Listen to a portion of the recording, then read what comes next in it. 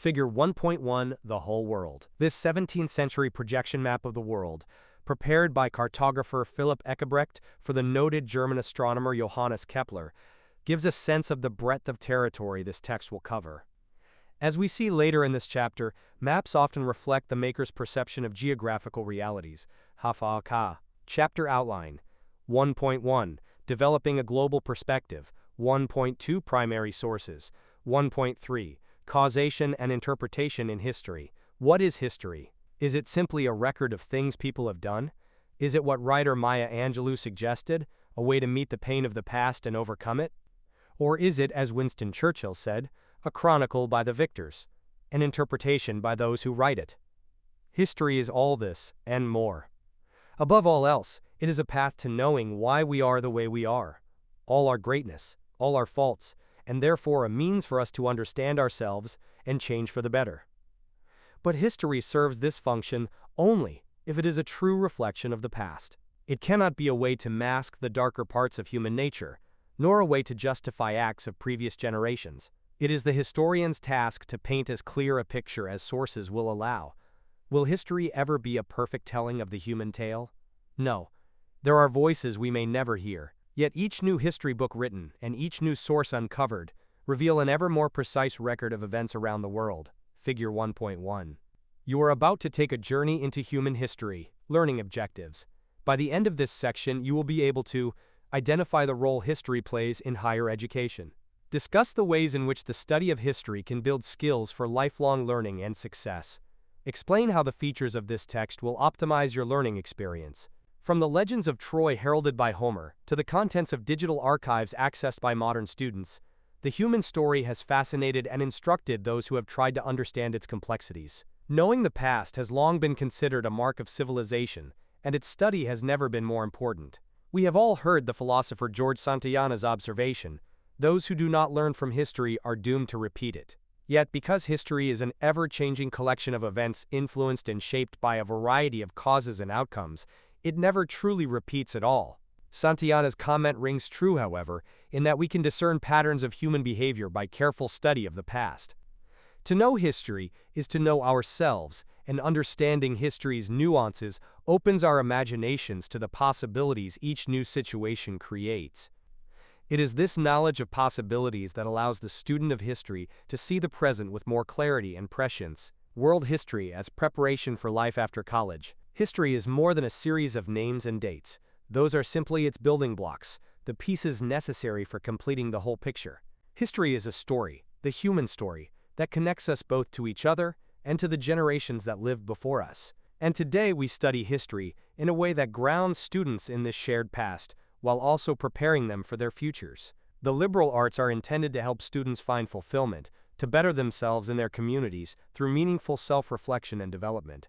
But they have also always prepared students to enter the workplace by honing career skills. To say that a world history class prepares students for the workplace is simply to acknowledge what has always been true. This world history text has several key features that will help you understand the past in ways that are relevant to the present. Perhaps most important is its recognition that the study of world history prepares us to meet modern challenges.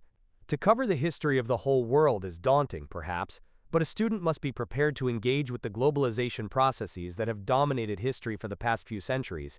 People around the globe are more integrated than ever by social and economic forces that transcend national boundaries. Both your private and public lives will require knowledge of the world and its people.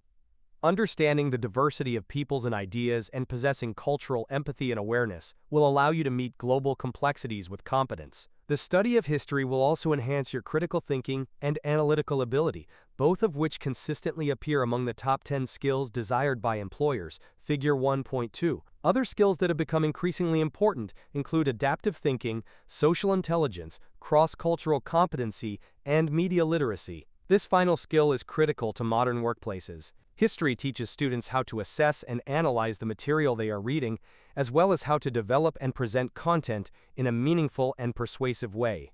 It also hones a creative mindset that is flexible and open to interpretations and ideas outside our own worldview. Figure 1.2. Do you have these skills? The top skills employers will value in 2025, according to the World Economic Forum, include innovative inquiry and creative thinking. You will develop and practice many of these skills in this course.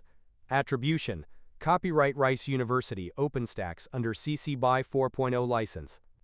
Without question, skills such as critical thinking, analysis, and creativity are developed best through the study of history. Historians must be truly multidisciplinary, in the sense that they observe and gather as much information as they can, and then interpret that data with the aim of drawing conclusions. The historian also must be a creative thinker, because the source material, the data, is human, making it the most complex data imaginable. Historical data is as diverse as the people who make it, and it might be everything from the edicts of kings to the tunes played by street musicians. Historians must also be effective communicators. Who cares about a story nobody reads or a product nobody buys? What company in the world could not use and value someone who can think critically and creatively and then explain and communicate effectively? Historical thinking also provides students with a stronger sense of self, with avenues to explore human existence, and with the skills necessary to navigate the complexity of their world and future workplaces. This text and its assessment questions will encourage you to analyze large amounts of information, to understand a myriad of concepts, and to make connections across topics. Developing cultural awareness and empathy is also critically important, and studying world history is a way to ensure you have this necessary skill. The influential job site Indeed.com says, "In our workplaces, in our world, we are a diverse people." Cultural competence is increasingly important as our means of communication and collaboration in working environments evolve. Learning how to respect, communicate, and collaborate with an increasingly diverse work culture is crucial to optimizing a company's efficiency and productivity. World history and global citizenship. The study of world history recognizes the integrated nature of modern life and prepares students for diverse, global workplaces. Knowing about the world will prepare you to be a global citizen, someone who may reside in only one nation, but who self-identifies as part of the larger world community. Issues in need of solutions, like climate change, social justice, and human rights, are global in scale. You must know the world to be the change it needs. How do you fit in the global environment? What is your story, and how is it linked to that of others? In many ways, the idea of global citizenship emerged from the human wreckage of the two world wars. Beginning in 1948, the United Nations (UN) established a series of universal declarations that conceived of all people as deserving of human rights and dignity, Figure 1.3. 3 such declarations further affirmed the rights of women: Convention on the Elimination of All Forms of Discrimination Against Women, also known as CEDAW, 1979, of children, the Declaration of the Rights of the Child, 1959, and of People with Disabilities, the Declaration on the Rights of Disabled Persons, 1975. The UN regularly requires that member nations report on progress in these areas. Words and declarations help to create an ethos, a set of guiding principles. So in addition to participating in global economies that transcend lines on a map, many in our world recognize that we have also agreed to a series of rights and obligations that do the same. Figure 1.3. Human Rights, Codified. Eleanor Roosevelt is shown holding a poster of the UN Universal Declaration of Human Rights in November 1949. Roosevelt, the former First Lady of the United States, chaired the committee that drafted the declaration. A BBC poll in 2015-2016 surveyed 18 countries and found that more than half the respondents believe themselves to be global citizens. It also found that in times of prosperity, sentiments favoring a world community grow, while in times of strife, people tend to revert to more local, national identities. Though no one can see the future, it is difficult to imagine turning the clock back on the processes of globalization. Whether you would like to be a global citizen of the world or not, understanding the world is essential. Features of this textbook. This text is a great place to begin your journey into the world's past. It has several features that will help you understand the history of world civilizations from the 15th century and the beginning of the early modern period until today. For the most part, it adopts a traditional chronological approach, studying events in roughly the order in which they took place.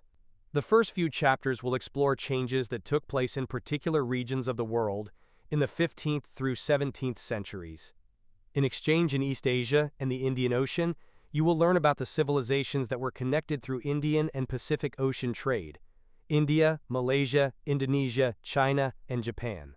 Early modern Africa and the wider world studies the civilizations of West and East Africa. The Islamic world explores two great Islamic empires, the Ottoman and the Safavid, in Southwest Asia, which we commonly call the Middle East. Beginning with Foundations of the Atlantic World, the chapters cover events that integrated the world's different regions, such as colonization, global trade, political revolutions, and wars and intellectual movements, like the Enlightenment. Each chapter features maps prominently and will help you frame world cultures in their geographic and historical context. You will engage with first-hand accounts of key people and events, including instances in which people's recollections of the same events might differ. And the text will highlight links between the past and the present to emphasize how earlier knowledge applies to our world. Of particular note are the feature boxes within each chapter. These present documents and images from the eras you are studying. Sometimes you will be guided outside the text, such as in the link to learning boxes, to explore other digital resources that clarify content, expand on ideas, and highlight interesting new work happening in the field. Finally, where appropriate, the text will offer material relevant to your current experiences to help you understand the links between the past and the present. Following is a quick reference to these features, in their own words. In their own words, feature boxes present a source composed in the period the chapter covers and allow you to examine it in context, learning how to critically analyze source material. A short series of questions will help to guide your analysis. Dueling voices. Dueling voices feature boxes present either an ongoing historical debate or conflicting reports of the same event or idea that were written around the time it occurred or emerged. Beyond the book. In Beyond the Book feature boxes, you can explore the value of art, architecture, music, film, and other physical objects as sources in interpreting history. The goal is to demonstrate that the human story resides in a great deal more than just the written word itself. You may also have the opportunity to do some experiential learning. The past meets the present. The past meets the present feature boxes ask you to understand the connections between the material in the chapter and the present. They will prompt you to think about the relevance of a particular historical issue in today's world. Because this is a global history, we tried to be true to the essence of world cultures by presenting people's names and forms as close as possible to their language of origin. These spelling choices have been made by experts in their field based on current research. For example, the text uses the Pinyin system of transliteration for writing Chinese names, as opposed to the older Weijia system, because Pinyin is the system adopted by the People's Republic of China and more closely approximates the sounds of Mandarin Chinese. In languages using the Latin alphabet, accents have been retained on all personal names: Hernan Cortés, Napoleon Bonaparte. However, in transliterated languages such as Chinese and Arabic, we have avoided accents and apostrophes whenever possible, unless they are necessary to aid pronunciation and enhance readability.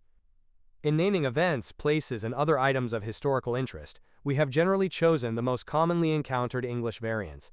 Finally, dates are given using the Gregorian calendar, the international standard for civil calendars, with BCE to indicate developments occurring before the Common Era and CE to mark events in our own era.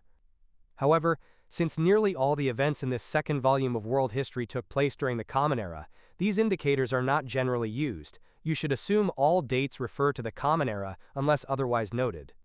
The study of world history also requires a strong understanding of geography. You might assume that maps are fairly cut and dried.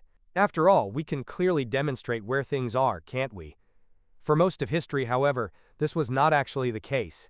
Maps are some of the most contested pieces of historical evidence we have, because they were almost always made from the perspective of the one making the map, not as an objective practice. Most civilizations put themselves at the center of their known world, for instance. Maps have also been used to aid in the conquest and suppression of peoples. During the Age of Exploration, as you will learn in Foundations of the Atlantic World, the Pope arbitrarily divided inhabited territory that was new to Europeans and granted it to Spain and Portugal. Centuries later, in Berlin, Germany, European diplomats drew lines on a map of Africa to apportion territory among colonial powers, discussed in Expansion in the Industrial Age. Think of how written history might change if our surviving maps were indigenous in origin. Even when humanity acquired knowledge of the size and space of things, maps remained inaccurate, often showing Europe as larger than it is and regions of the global south, Latin America, Africa, and parts of Asia and Oceania as smaller than their actual size. Maps also present challenges because some territories are claimed by more than one political entity. There are many examples in the distant past, and even today, of contested regions, such as Crimea and Taiwan, that can make presenting regional geographies difficult. Crimea is claimed by both Russia and Ukraine, and Taiwan claims independence, while China considers Taiwan part of its territory. The text will highlight these regions as they arise in the human story so you can explore geography's complexities. Learning objectives. By the end of this section, you will be able to identify different types of primary sources, analyze primary sources in a historical context, interpret primary sources effectively. Historians develop interpretations of the past based on source material, and we do the same in this book. From ancient hieroglyphs to works of art to blog posts, from histories and biographies written by later scholars to Google Maps, sources help us build our interpretations of the human story. Learning to evaluate documents and images. There are two main kinds of historical sources, primary and secondary. A primary source is a gateway to the past, because it is an object or document that comes directly from the time period to which it refers. Primary sources might be government documents, menus from restaurants, diaries, letters, musical instruments, photographs, portraits drawn from life, songs, and so on. If a historian is looking at ancient Egypt, a statue of a pharaoh is a primary source for that time period, as are hieroglyphs that tell of the pharaoh's reign. Primary sources, when we have them, are considered more valuable than other sources, because they are as close in time as we can get to the events being studied. Think, for example, of a court trial. The ideal is to have the trial quickly so that witness testimony is fresher and therefore more reliable. With the passage of time, people can forget, they might subconsciously add or take away parts of a memory, and they may be influenced to interpret events differently. A secondary source is one written or created after the fact. A 20th century biography of an Egyptian pharaoh is a secondary source, as are a map drawn in the 1960s to identify the battle sites of World War II, 1939 to 1945, and a museum curator's blog post about the artistic achievements of the Ming, 1368 to 1644.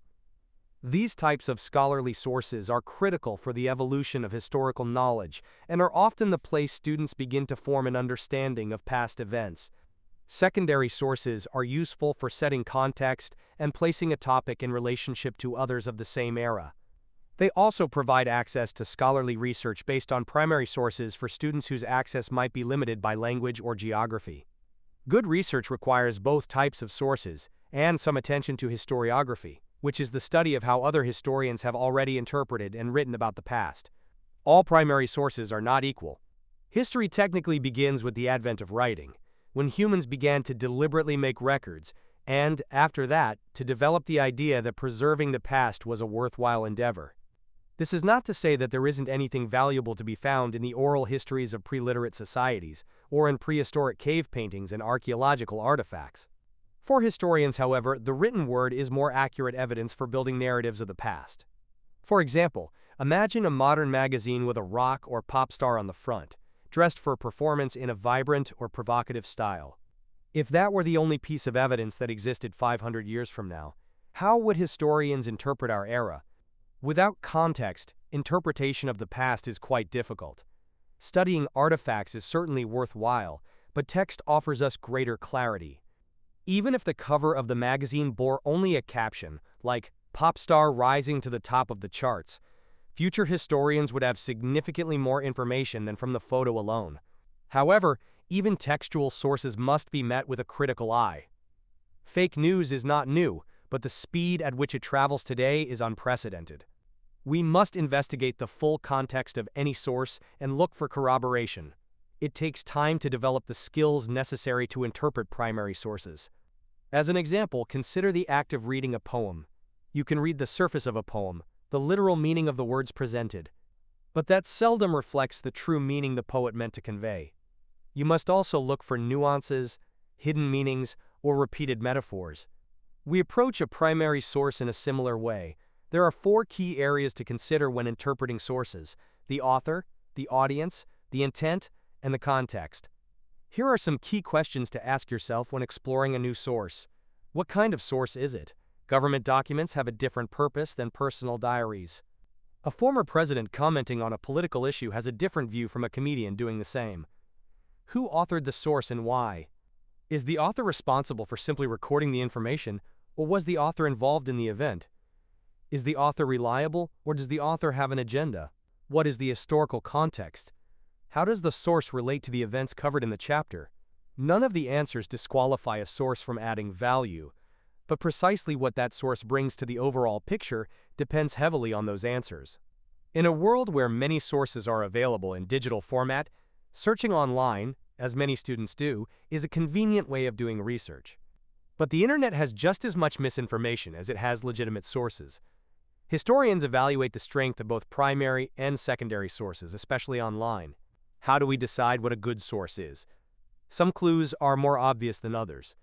For example, it is unlikely any truly scholarly material will be found on the first page of a Google search unless the search terms include key phrases or use targeted search engines such as Google Scholar. Online encyclopedias may be a good place to start your research, but they should be only a springboard to more refined study. Your work is only as strong as the sources you use. Whether you are writing a paper, a discussion post online, or even a creative writing piece, the better your sources, the more persuasive will be your writing. Sites like Wikipedia and encyclopedia.com offer a quick view of content, but they will not give enough depth to allow for the critical thinking necessary to produce quality work. However, they are useful for introducing a topic with which you might not be familiar. And if you start with encyclopedic sources, you can often find pathways to better sources. They might spark new lines of inquiry, for instance, or have bibliographic information that can lead you to higher quality material. Always make sure you can tell who is producing the website. Is it a scholar, a museum, or a research organization? If so, there is a good chance the material is sound. Is the information cited? In other words, does the source tell you where it got the information? Are those sources in turn objective and reliable? Can you corroborate the site's information? This means doing some fact-checking. You should see whether other sources present similar data and whether your source fits into the narrative developed by other scholars. Does your school library list the site as a resource? Finally, if you are not sure, ask. Librarians work in online spaces too, and you can generally reach out to these experts with any questions. As you explore world history via this text, you will be asked many times to read and interpret primary sources. These will normally be set off as feature boxes, as noted earlier. Let's work through a few examples. The goal is to become more familiar with the types of questions you should ask of sources, as well as the variety of sources you will work with throughout the text. First, an image exercise. The following images are exterior and interior views of the Hagia Sophia in Istanbul, a wonder of the late antique world whose name means holy wisdom in Greek. Buildings and other material objects change as they are affected by historical events. Images of them can tell us much about those events and the people who enter or interact with them. The first set of images, Figure 1.4 and Figure 1.5, provide a likeness of the famous church at the time it was built, during the reign of the Byzantine Emperor Justinian I, 483 to 565 CE. The domed structure was unique for its engineering and stunning in its effect. Decorated with Greek iconography, the visual images and symbols used in a work of art, the basilica stood as an emblem of Justinian's power, the awesome nature of the Christian God, and the surviving wealth and stability of the East. Churches at the time were meant to inspire awe. Because most people could not read, stories of religious figures and events were told through highly decorative and symbolic images, and obedience and a desire to join a religious community could be motivated by the building's grandeur. As you study the renderings, reflect on the following questions. What are the key features of the building? What does it make you think about? What does it tell you about the period in which it was built? What would you think about it if you were a poor 6th century farmer, an urban merchant of some wealth, or a foreign leader? Figure 1.4. Exterior of Hagia Sophia. Note the domes and archways in this drawing of the exterior of the Hagia Sophia. Such architectural features were particularly hard to build during the 6th century and often collapsed because the engineering was flawed. Thanks to their durability, those of Hagia Sophia were a marvel at the time it was built. Figure 1.5. Interior of Hagia Sophia. The Greek Christian iconography found in the interior of the Hagia Sophia includes halos on the figures, signifying holiness. Also note the lavish use of precious gold in this 10th century mosaic of Mary and the child Jesus, center, and the emperors Justinian, left, and Constantine. In 1453, nearly 1,000 years after the reign of Justinian, the city of Constantinople, now called Istanbul in present-day Turkey, was conquered by Muslim Turks. According to contemporary accounts of the conquest, when the Ottoman leader, Sultan Mehmed II, came to the Hagia Sophia, he recognized its beauty and saved it from destruction. To Muslims, the Christian God and the Muslim God are the same, so Mehmed made the church a mosque, following a long tradition in the Middle East of continuing the use of sacred spaces. Minarets, towers from which the Muslim call to prayer is issued, were added at the four corners of the building, and Arabic writing was placed beside the ancient Greek iconography.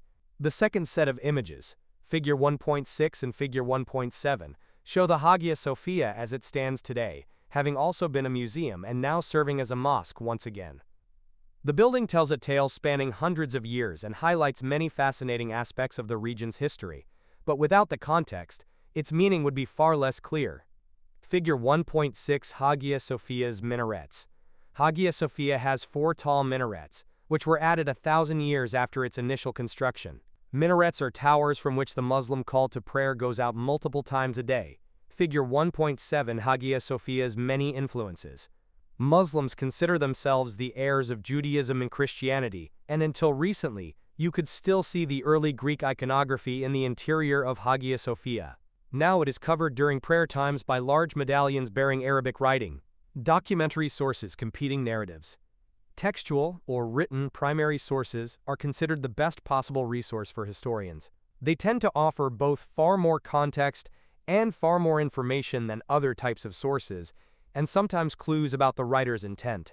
But even they must be approached with method and scrutiny. We must evaluate the author, audience, intent, and context in order to accurately interpret a primary source document. Some questions you might ask about the author include the following: who wrote the piece, and what is their background? What was important to the author? Why might the author have written what they did? In some cases, the answers will be fairly obvious. In others, a deeper inspection might reveal hidden motives. You must also take into account the planned audience for a document. For whom was it written? Was it meant to be public or private? Is it a letter to a friend, or an essay submitted for publication? For a modern example, is it a text to a friend or to a mother? Texts will one day be a source for historians to use, but knowing who sent them, and to whom, will be essential to interpreting them correctly. For fun, search online using the term misinterpreted texts. In addition to considering the audience, you should think about the intent. Why was the document written? Was it intended to be a factual account of an event? Was it meant to persuade? Is it a complete falsification? Often people write things that present them in the best light, rather than reveal weaknesses. Finally, you should reflect on the circumstances of the document's creation. Some questions you may want to ask include the following: what is the general time period of the document, and what was that time like? What was happening when the individual wrote the document? Was there any sort of intimidation or distress? Is it a time of war or peace? Is there religious conflict? Is there an economic crisis? A health crisis? A natural disaster? Could the writer have been fending off an attack or lobbying for one? Are we missing other perspectives or voices we would like to hear? The answers to these questions will shape your interpretation of the primary source and bring you closer to its true meaning. Most text-based sources have meanings beyond the obvious, and it is the historian's job to uncover these. Be sure to keep these questions in mind throughout this course, and whenever you undertake historical research or are considering the accuracy of information you encounter. Figure 1.8. Figure 1.8. Evaluating primary sources. These key questions to ask about primary sources help us evaluate the author, audience, intent, and context. Attribution. Copyright Rice University, OpenStax, under CC BY 4.0 license.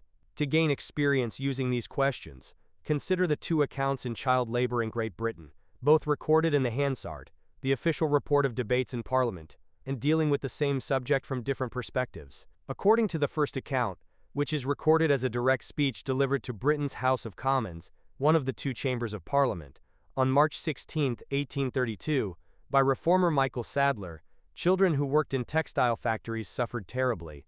The second account, which is a reporting of the speech delivered to the House of Commons by one of Sadler's opponents, John Thomas Hope, argues that child labor is not necessarily a bad thing. What should historians do with such competing texts? How do they decide what each one adds to the true story of child labor in the Industrial Revolution? If you were to read only one of these accounts, What important information or point of view would you miss? As you read, keep these questions in mind. Dueling voices. Child labor in Great Britain. In the 1830s and 1840s, Great Britain was rapidly industrializing, and workers, including children, were laboring in factories and mines. Many British people pressed Parliament to limit child workers' time to no more than 10 hours per day. In the first excerpt below, reformer Michael Sadler urged the House of Commons to regulate children's labor. In the second, one of Sadler's opponents, John Thomas Hope, argues that child labor in textile factories should not be regulated. The parents who surrender their children to this infantile slavery may be separated into two classes.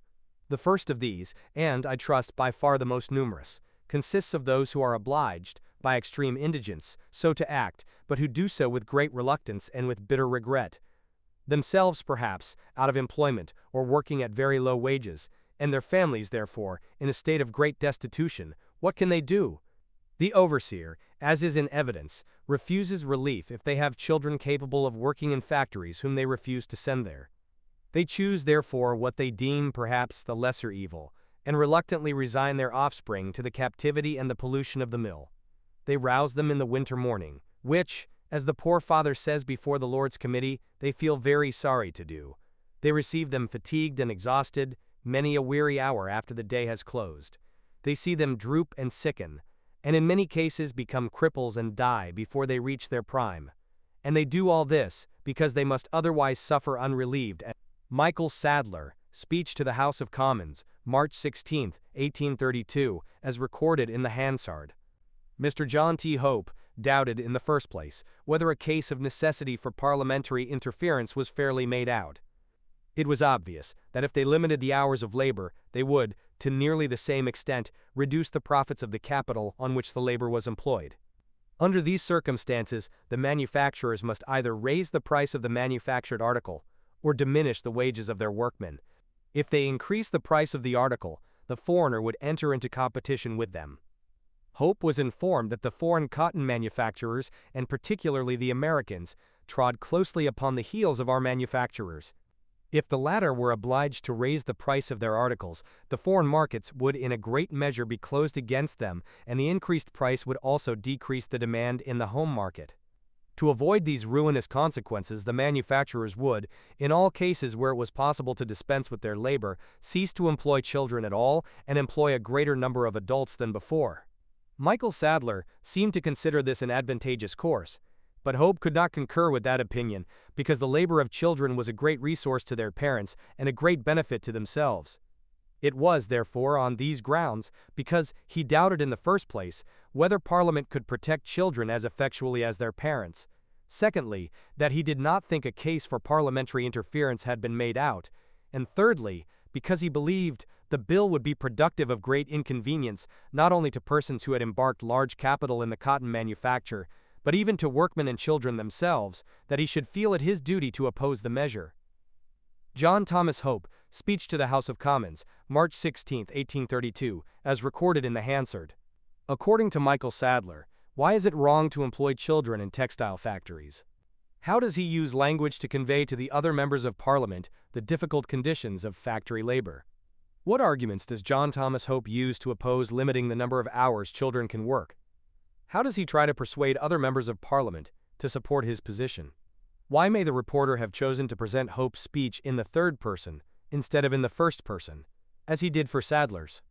Does this make Hope's speech a less reliable source for a historian to rely upon for evidence? Records of parliamentary debate were available to the public to read. In what way might this have influenced what these politicians said and how they framed their arguments? Textual sources, the importance of language. The different types of language used in a source are clues to its interpretation. Linguists call the use of language rhetoric. Rhetorical choices, decisions about the way words are used and put together, are often deliberate and intended to achieve a certain outcome. For example, think about the way you talk to a professor versus the way you talk to a friend. We must closely examine the rhetorical choices in any primary document to correctly interpret it. To practice this skill, consider the 1887 speech given by Senator George G. Vest, a Democrat from Missouri, regarding whether women in the United States should be given the right to vote in Senator Vest on women's suffrage, and the guiding questions that follow. In their own words, Senator Vest on women's suffrage. In the late 19th and early 20th centuries, governments debated whether women should be given the right to vote. Opponents such as Senator George G. Vest, Democrat of Missouri, claimed they acted in women's and society's best interest by denying women suffrage.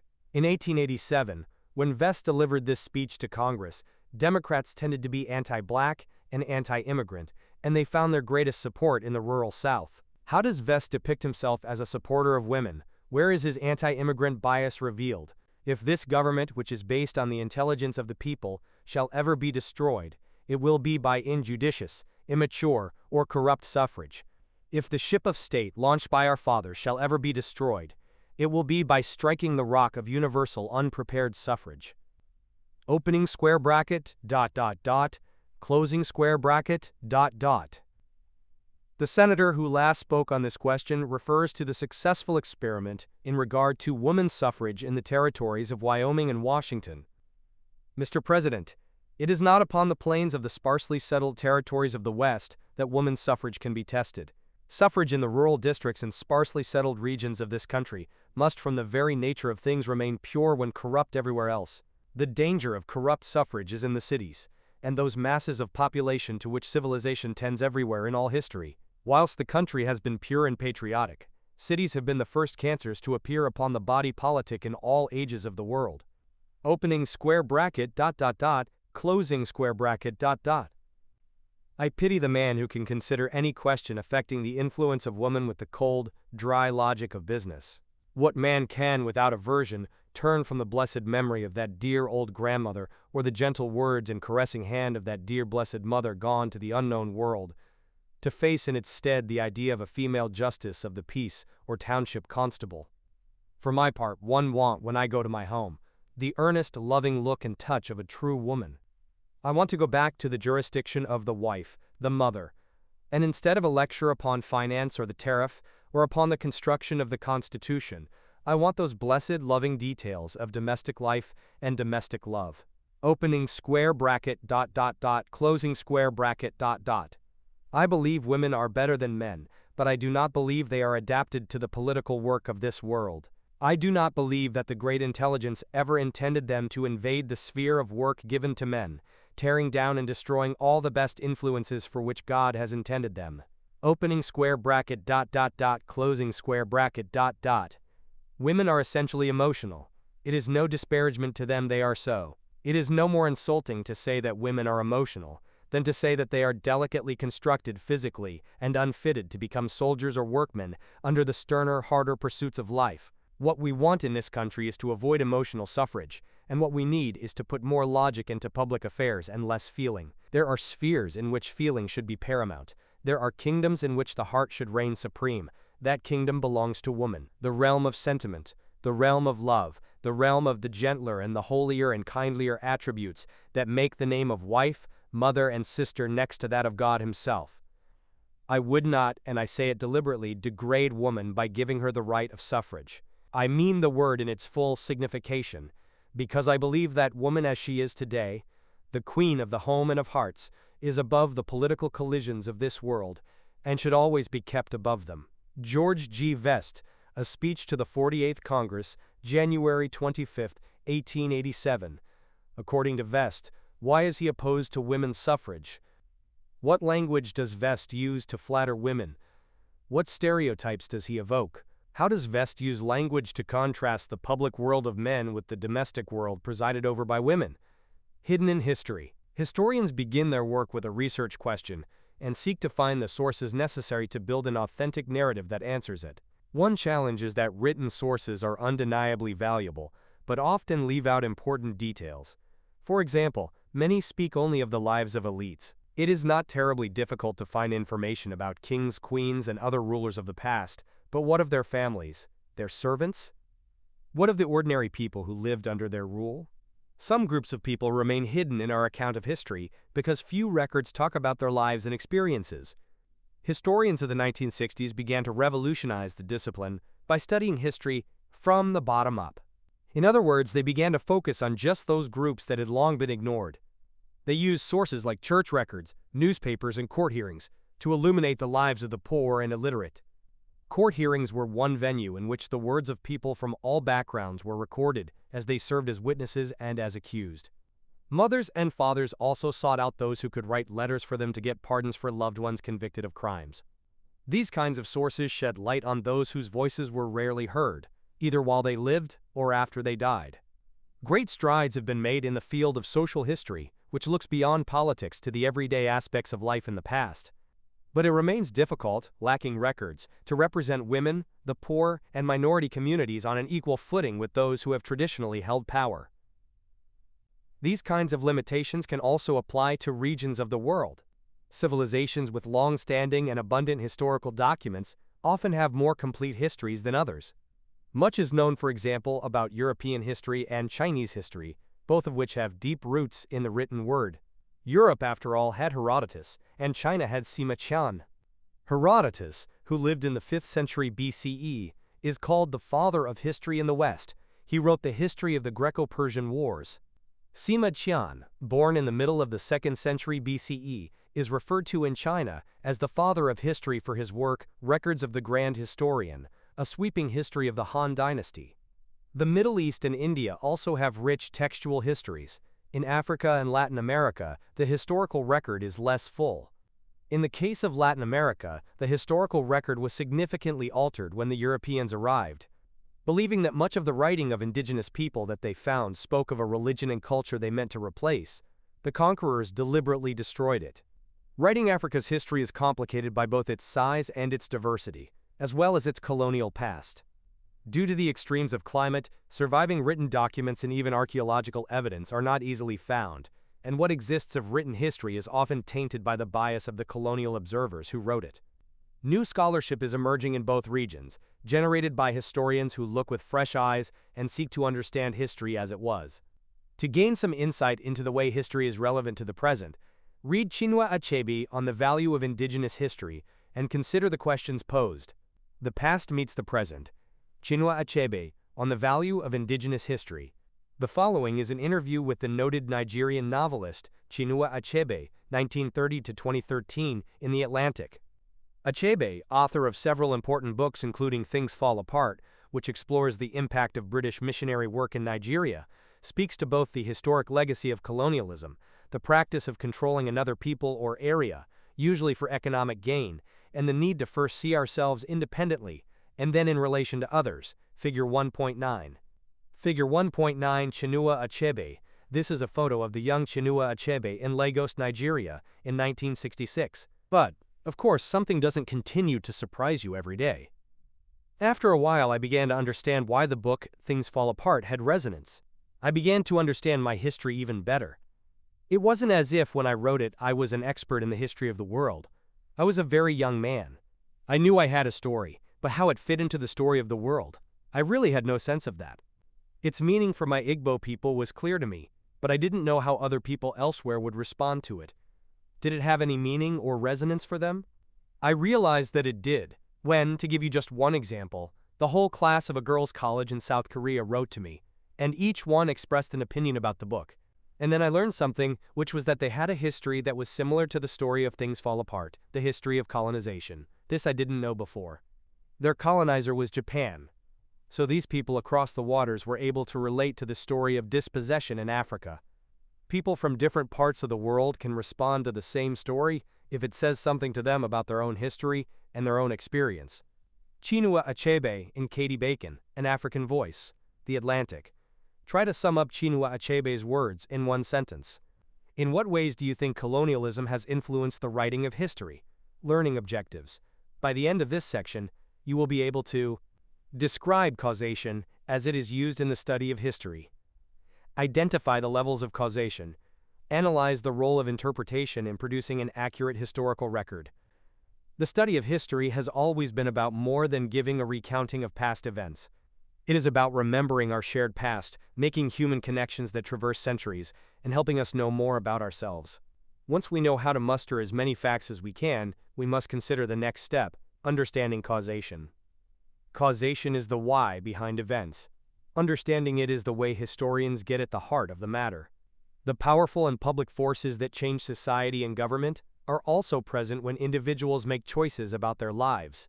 What, then, are the forces that shape history, that shift it one way or another, that move people to change on both an individual and a societal level? All of us see these historical causes through the lens of our own experiences, circumstances, and value systems. Historians, particularly those trained in recent times, work to eliminate as much bias as they can, but we cannot wholly disconnect ourselves from our environment and beliefs. Bias can even sometimes act as a positive force, allowing us to look at the past in new ways. For example, historians in the 1960s and 1970s began to question their discipline's traditional focus on elites and sought out news sources that highlight the lives of more ordinary people. Driven by a bias in favor of the counterculture and politics of the era, they wanted to know more about what all people experienced, levels of causation. In their quest for the why of an event, historians look at both the immediate and the long-term circumstances of that event. Not all causes are equally significant. We need to rank them in importance. Let us begin with a thought exercise. At this moment in your history, you are reading this textbook. Why? Perhaps you would say, because the instructor told me to, and it will be on the test. Certainly that is a valid reason. But if you think a bit more deeply, you might also say, I want to do well in my education, so I can be successful. And at an even deeper level, society tells me that education is necessary to realize my full potential, find fulfillment, and participate in the community. Think of all the other things that caused you to be here in this moment. There are no wrong answers. Just explore the levels of causation behind your reading right now. Now rank them in order of importance. Which causes had the most influence on you, and which were more remote? Your response might look something like a pyramid, figure 1.10. The primary cause is the most immediate. It is the spark. The secondary cause is once removed. The tertiary cause offers the broader context. Figure 1.10 Causation explained. This causation chart answers the question, why are you reading, on 3 levels. The primary level is the most immediate. Attribution. Copyright Rice University, OpenStax, under CC BY 4.0 license. To reach a true understanding of why you are reading your text, you needed to know yourself well, understand the connection between education and career, and assess how social factors, such as the value employers place on education, influence your decision-making. The more aspects of causation historians can find, the closer they can get to the true nature of the event. Let's try another example, this one from history. Why did the United States enter World War II in 1941? In this case, the immediate cause was Japan's attack on the U.S. naval base at Pearl Harbor in Hawaii, but hostilities had been brewing for some time. The President of the United States, Franklin D. Roosevelt, had been looking for ways to help the British fend off a potential German invasion, and Japan and the United States had long-standing issues over the use of power in the Pacific. Figure 1.11. Figure 1.11 Causation applied to World War II. This causation chart identifies and ranks the reasons for the entry of the United States into World War II. Attribution. Copyright Rice University, OpenStax, under CC BY 4.0 license. Here is one more example. In 1453, Mehmed II laid siege to the city of Constantinople. Why? Mehmed II was the leader of the Ottoman Empire, the Sultan. He had been badly treated by his father, and when he ascended the throne, he felt he had something to prove. The Ottomans had tried several times to take Constantinople because it lay at the crossroads of many civilizations. Conquest had long been a reliable mechanism for bringing new people and wealth into the Ottoman Empire and for keeping its economy prosperous. All these factors played a role in the siege undertaken by Mehmed II. Can you order them by importance? This is the point where historians usually disagree, even about events for which most of the facts are clear. A historian who believes powerful leaders are the most influential factor driving events would rank Mehmed's personal goals first, figure 1.12. Base your ranking on the strongest arguments you can make, figure 1.12, causation applied to the conquest of Constantinople. This causation chart ranks the reasons for Mehmed II's 1453 Ottoman conquest of Constantinople. Attribution. Copyright Rice University, OpenStax, under CC BY 4.0 license. There can be more than 3 causes to any event, of course, and because human choice always plays a role, we sometimes cannot separate events on the big stage from the smallest of personal moments in history. The context of the Ottoman Empire's continuous expansion set the scene in this example, and Mehmed II's desire to prove his ability was the spark. Before moving on, try one more example on your own.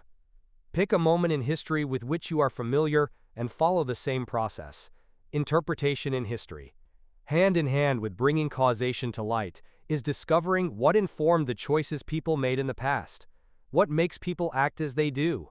For much of history, we found the answer in the actions of elites, czars, sultans, kings, and queens. The first historians largely concern themselves with the study of wars and rulers, in accordance with the great man theory of history that credits leaders and heroes with triggering history's pivotal events. Although these historians gave some attention to historical detail, there was also an equal measure of bravado, exaggeration, and political spin in their work. This seemed reasonable in a world where the king's choice became everyone's choice, and where sources rarely spoke about anyone other than noble lords and ladies. That this type of history remained the norm for so long was also a function of who was writing it. In the West, Thomas Carlyle, a 19th-century Scottish historian, considered the study of the lives of big men enough to understand all of history. Higher education was the privilege of only the rich. It must have seemed quite natural to believe that only the elites could move history. These ideas began to change, however, if slowly. In the early 19th century, a new school of thought called Romanticism emerged. The Romantics believed there was greatness in everyday life. Even a small flower was worthy of a poem, and the plight of a lowly squire was as important as the worries of the great lord of the manor, for both were essential actors in the human experience. The advent of Romantic art, poetry, music, and novels paved the way for a broad re-examination of what was worth knowing and studying. Writing a little later, in 1860, the Russian novelist Leo Tolstoy argued that there is more to history than the actions of one person.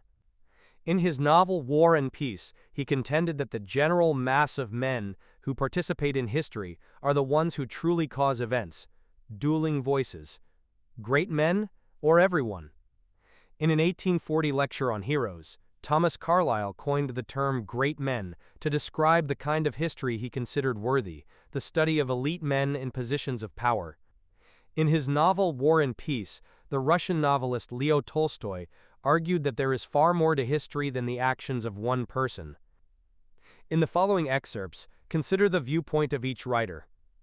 As I take it, universal history, the history of what man has accomplished in this world, is at bottom the history of the great men who have worked here. They were the leaders of men, these great ones, the modelers, patterns, and in a wide sense creators, of whatsoever the general mass of men contrive to do or to attain. All things that we see standing accomplished in the world are properly the outer material result, the practical realization and embodiment of thoughts that dwelt in the great men sent into the world. The soul of the whole world's history, it may justly be considered, were the history of these. Opening square bracket ... closing square bracket ... We cannot look, however imperfectly, upon a great man without gaining something by him. He is the living light fountain which it is good and pleasant to be near, the light which enlightens, which has enlightened the darkness of the world, and this not as a kindled lamp only, but rather as a natural luminary shining by the gift of heaven, a flowing light fountain, as I say, of native original insight, of manhood and heroic nobleness, in whose radiance all souls feel that it is well with them.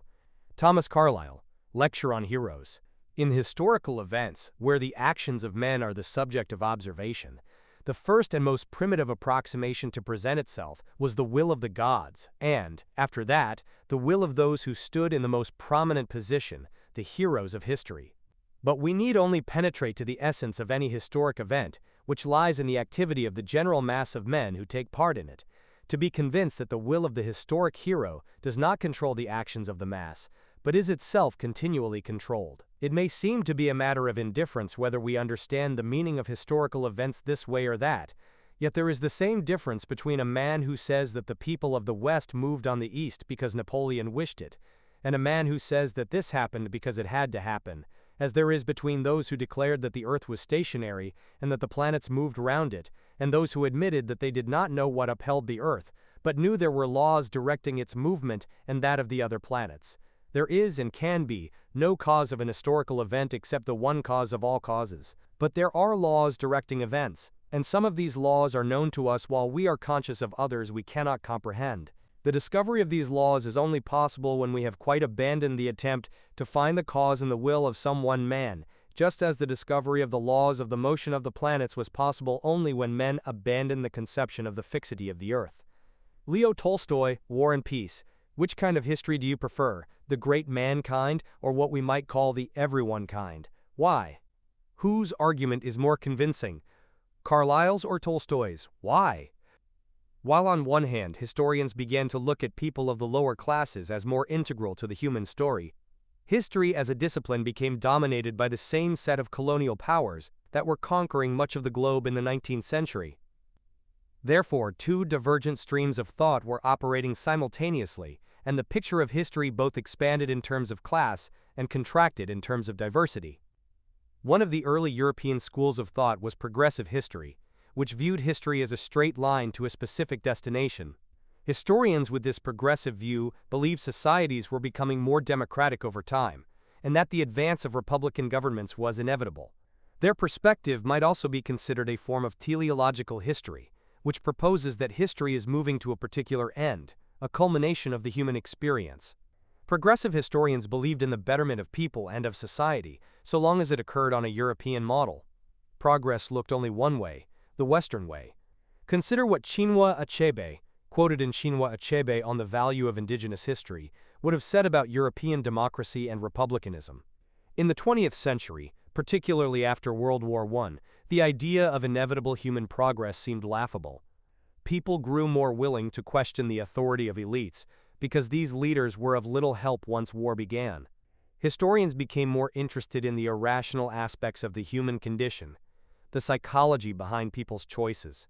This is one reason for the rise of contemporary intellectual history, which looks at the ideas that drive people to make certain choices and focuses on philosophical questions and the history of human thought. The counterculture of the 1960s in the West deepened people's desire to challenge existing norms, such as the lack of rights for women and for racial minorities. The field of social history, guided by the concept that history is made by all people and not just elites, became much more important during this period. Figure 1.13. In this context, young historians and sociologists began to develop new ideas. In their 1966 book, The Social Construction of Reality, for example, sociologists Peter Berger and Thomas Luckman argued that our belief systems are informed by social constructs, ideas that have been created and accepted by the people in a society, such as the concepts of class distinction and gender. Social constructs influence the ways people think and behave. Figure 1.13, Trends in Historical Thought. Historians' thinking has led from the progressive school of interpretation to the more contemporary fields of intellectual and social history. Attribution. Copyright Rice University, OpenStax, under CC BY 4.0 license. To understand history, you must understand the social construction of reality, which is the way people define roles and perceive themselves within a social context. Consider our earlier thought exercise. You believe education is important. Why? Who has said that to you in the past? How did you come to believe it? In other words, what is your social construction of education, and where did it come from? Social constructs exist everywhere and inform many decisions we make, often on a subconscious level. For example, consider the following questions. What do you buy a 5-year-old girl for her birthday? What do you buy for a boy the same age? What influenced your decision? What would you wear to a job interview? What would you wear to a party? Why? To which person standing at the front of a classroom would you give more respect? A woman dressed in a tailored suit or a man wearing jeans and a t-shirt? Why? In addition to examining reality as socially constructed, 20th century historians made interpretations through the lenses of Marxism, which considers history to be driven by class struggle. Women's history, now usually referred to in the context of gender history, which sees history as driven by power differences between men and women, and post-colonialism, which focuses on the history of places formerly occupied by colonial powers. In the process we call revisionism, each additional lens revised the great man story of history, adding new key players and viewpoints. Let us look at one more example. How would each school of historical thought approach the story of colonial Latin America between the Spanish conquest that began in 1493 and the independence movements of the 1820s. The progressive historian might explore the growth of democratic legal systems or people's increased interest in republican forms of government. The intellectual historian might consider the indigenous literature and philosophy of the period. The social historian would look at what conquered people ate, how they worked, and what they looked for in marriage partners. A Marxist historian would examine unfair labor practices and moments of class conflict, like rebellion or riot. The gender historian would focus on the role that social constructs of gender played in the lives of people in the past, and the post-colonialist would highlight why aspects of colonialism such as racism and poverty remain influential after independence. All these interpretative elements help us weave a more complete picture of the past. The variety of interpretations open to historians also helps us put in the final piece, which is the practice of historical empathy, the ability to meet the past on its own terms and without judgment or the imposition of our own modern-day attitudes. To fully embrace the study of the past, the student of history must be able to set aside the assumptions of the modern era. Everyone has a set of biases, generated by the people who influence our lives and the experiences that shape who we become. Historians must spend the time necessary to investigate these biases and understand how they affect their interpretations. It is not the historian's job to pass judgment on the past, but to present it as clearly as possible, and to preserve that clarity for future generations. This may mean reflecting impartially on historical positions, attitudes, or decisions we might find abhorrent as viewed from today's world. However, the more strands of history we can investigate and bring together, the more accurate the picture will be, and there is still much work to be done. For example, recent and ongoing research into LGBTQ+ studies, indigenous studies, and the history of the Global South will continue to sharpen our image of the past. The bottom line is that interpretation plays a central role in the field of history, and changes in our interpretation increase the number of ways we can get a clearer picture of those who lived before us. The danger lies in using only one lens. Yes, historians choose some causes as more important than others, but only after considering all the information available. Key terms: chronological approach, an approach to history that follows a timeline from ancient to modern. Global citizen, a person who sees themselves as responsible to a world community rather than only a national one. Great man theory, the view that it is enough to study the deeds and impact of important leaders to paint an accurate picture of the past. Historical empathy, the ability to see the past on its own terms, without judgment or the imposition of our own modern-day attitudes. Historiography, the study of how historians have already interpreted the past. Iconography, the use of images and symbols in art. Intellectual history, the history of ideas, which looks at the philosophies that drive people to make certain choices. Primary cause, the most immediate reason an event occurred. Primary source, a document, object, or other source material from the time period under study. Progressive history, a school of thought that views history as a straight line to a specific and more democratic destination. Revisionism, the process of altering our interpretation of historical events by adding new elements and perspectives. Rhetoric, the way words are used and put together in speaking or writing. Secondary source, a document, object, or other source material written or created after the time period under study. Social constructs, ideas, such as class and gender created and accepted by the people in a society that influence the way they think and behave.